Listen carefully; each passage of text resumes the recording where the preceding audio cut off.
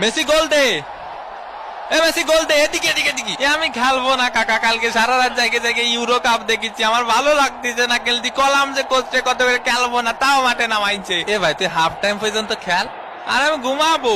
এ লাইটটা বন্ধ করে দিদি না স্টেডিয়ামের। ফাউল, দে পাউলের শট, মিস। এদিকে ডে পাউলের ফাউল করা শুরু।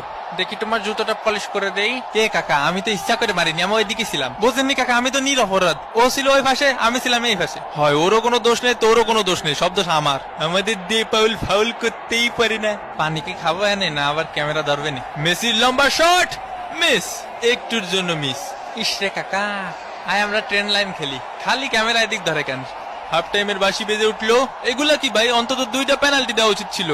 হাফ টাইম হয়ে গেছে, এখনো কোনো পেনাল্টি পাইলাম না। পেনাল্টি ছাড়া আমরা খেলি? ওই একটু ধৈর্য ধরো, ধৈর্য তো দেবো দেবো।